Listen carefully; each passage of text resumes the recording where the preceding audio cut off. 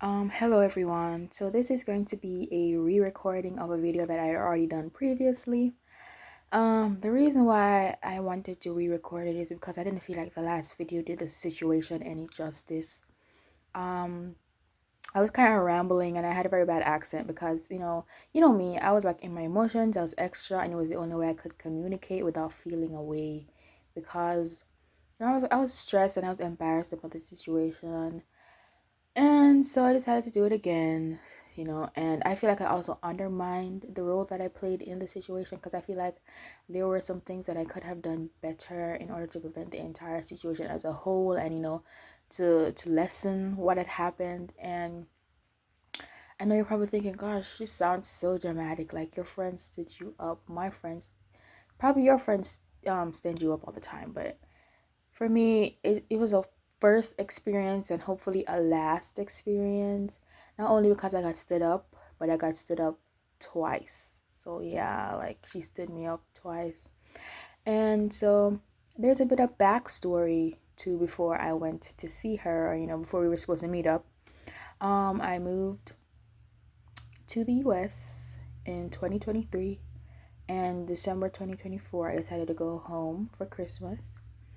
And it didn't even feel like Christmas while I was there, honestly, because I was just so busy. And originally, I had no intentions of meeting up with my friends because we all live in different areas. And like the reason we know each other is through high school. And so, we got to go to school. So we're going to see each other every day. And it's like hard, to coordinate with everyone. So you can meet up with everyone, even specifically on the same day with everyone. Because, some people, they can't get a taxi, or they don't got money, or they can't leave because they have to do something at home, and so it's like hard to coordinate that. And so it wasn't really on my mind to meet up with my friends. Also, I'm the type of person where I'm kind of a bit of an introvert, a bit of a loner, even when it comes to my friends. And so when I went back home, I wasn't really planning on meeting up with my friends. I saw my family that lived in the area where I lived, and some other family that, I went specifically to see them because, they're nearby, easier access.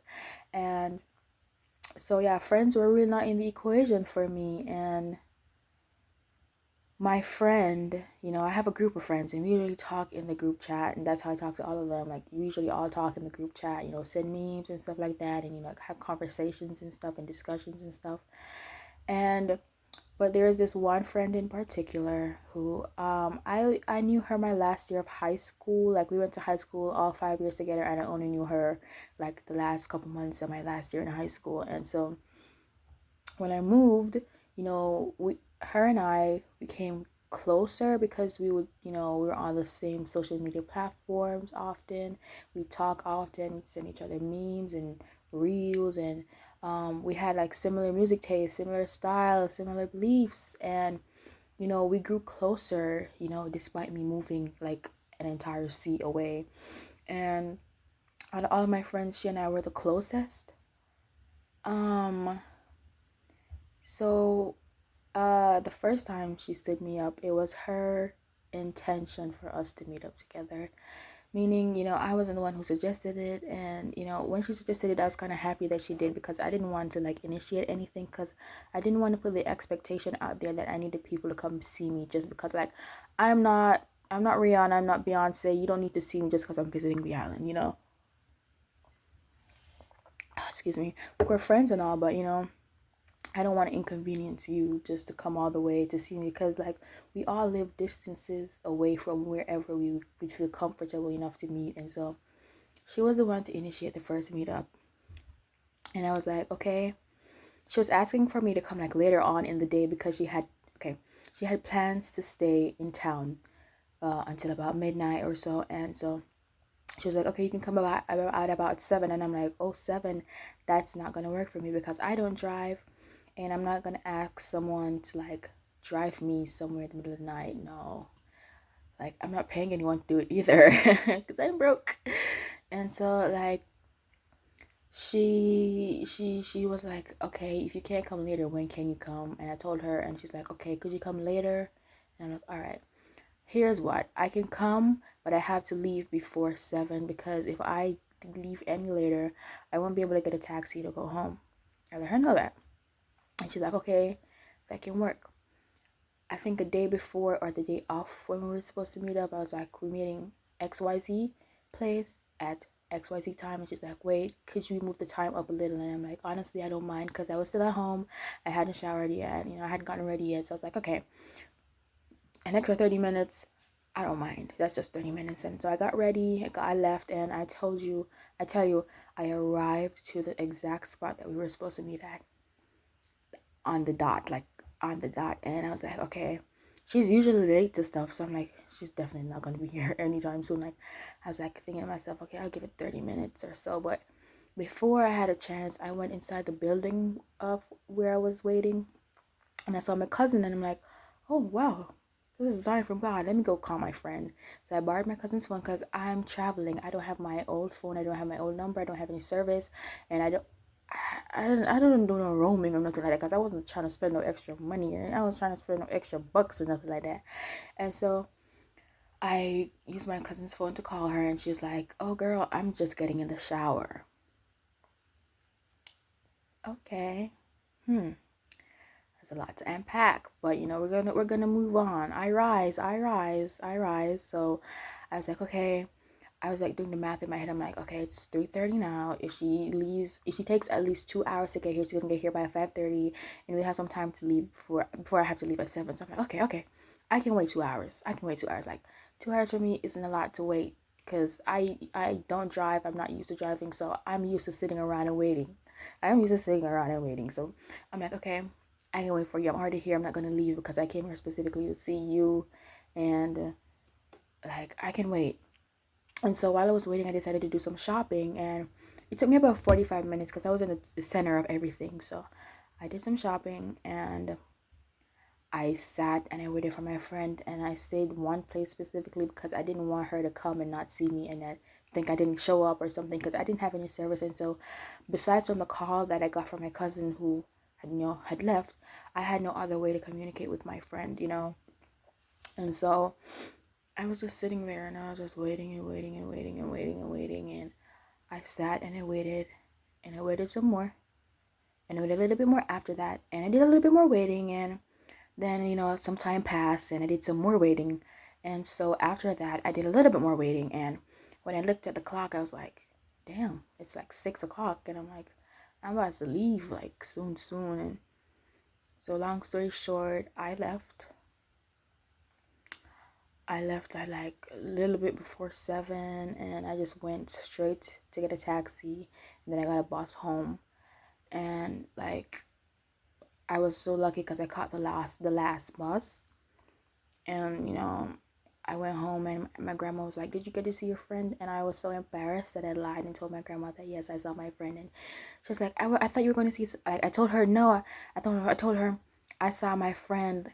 For example, I saw my friend Kaylee, but I don't have a friend named Kaylee. Like, she's like, I thought you were going to see Jenny. I'm like, no, I was going to meet Kaylee, because I didn't want my grandmother to have a bad impression of my friend, because she kind of already did, because like, my friend was late in meeting my grandma for something else. And I was like, I can't tell her that, like, she stood me up. Like, my grandma not gonna like her, because she already on thin ice. So I'm like, nah, I lied, because I was like, you know what, it was just a one-time thing, and it wasn't so bad of a day. Like, I spent my time on the side of my house. Like, I mean, thinking about it now, I should have done some exploring, or but like, when I was home, I was kind of disassociating, because it felt so unreal that I was back home. So hopefully the next time I go home, I'll be able to enjoy it more. But anyways, like, I'm telling y'all, at this point my feet were swollen because I've been doing so much walking. And I'm not used to walking, because in the US everything is so car centered. You can't walk anywhere, so you don't walk anywhere. And so like, now everything is walkable, and I have to be doing all this walking. My feet are swollen. And she's like, I'm so sorry, I was late. I didn't get there until about 9. Did you already leave?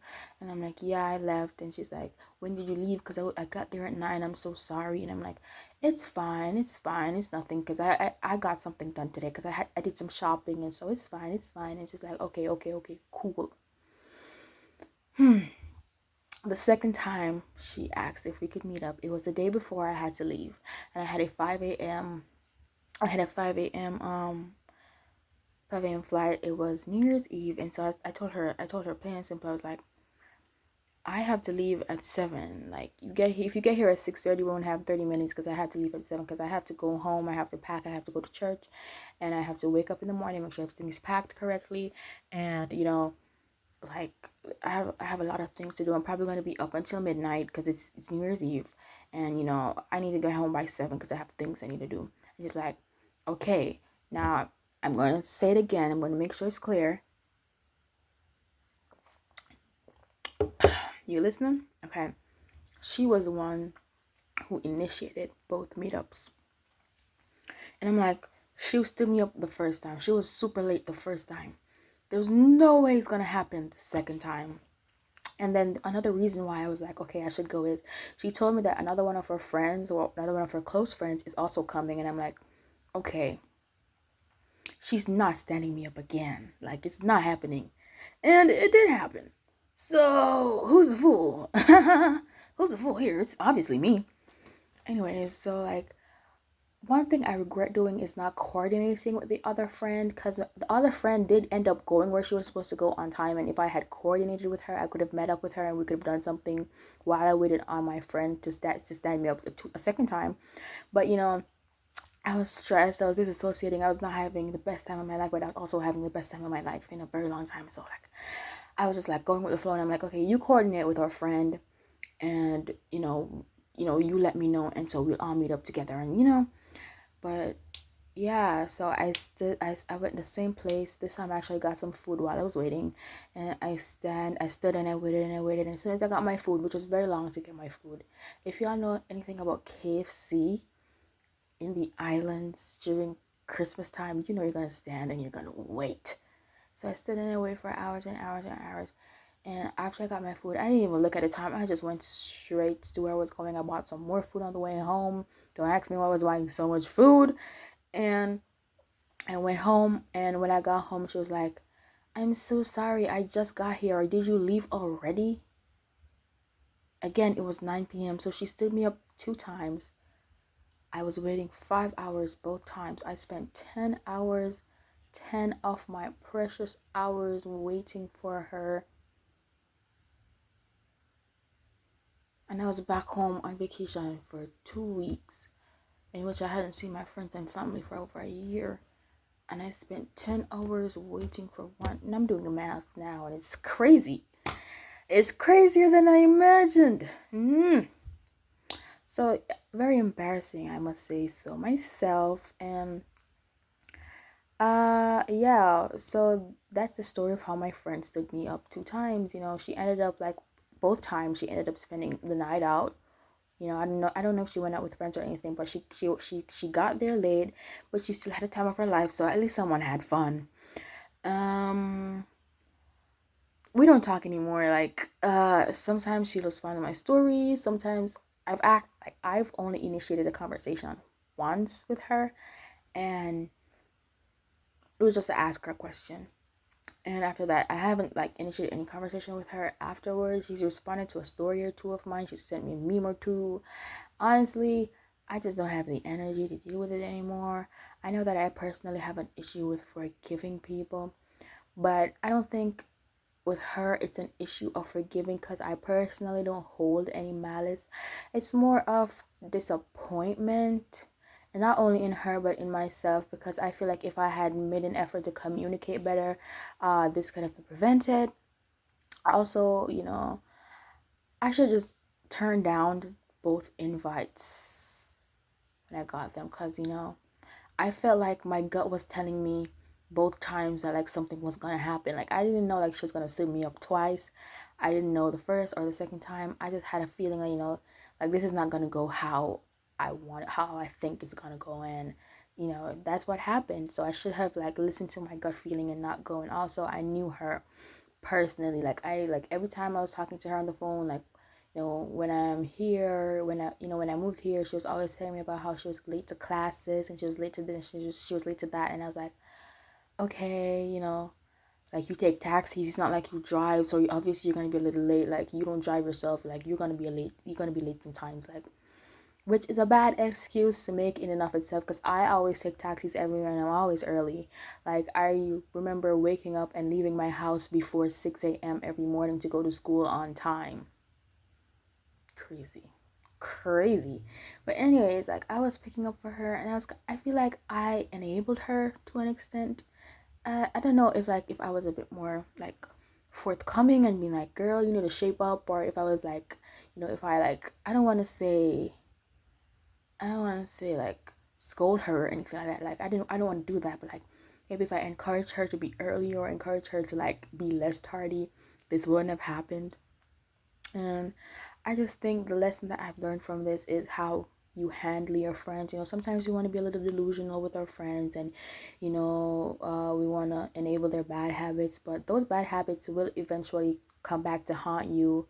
I mean, if your friend is a cheater and you don't say anything, you're enabling that, and your friend can't cheat on you because they can't. Okay, let me see. Let me pull it up. Let me pull it up and start over again. If your friend is a cheater and you don't say anything about it, but you enable it, it's gonna come back to haunt you, because your friend isn't cheating on you because they can't. Let me say it again. Your friend who's a cheater, she isn't cheating on you because she can't. That doesn't mean she won't cheat you. If your friend's a liar, the day will come where she will lie on you. If your friend's a thief, the day will come where she or he will steal from you.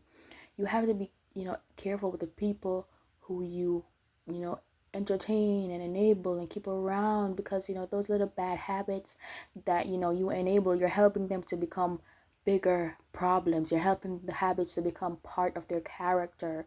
When your friend is like struggling character wise, you should, I don't want to say reprimand, because at the end of the day you're not a parent and you can't force people to change, but you should try to encourage your friends to be better versions of themselves. And I was trying to encourage her to be a better version of herself, but in a girl boss way. And in a girl boss way, I mean delusional way, and the delusional way did not work. So maybe we gotta scold her, maybe, I don't know.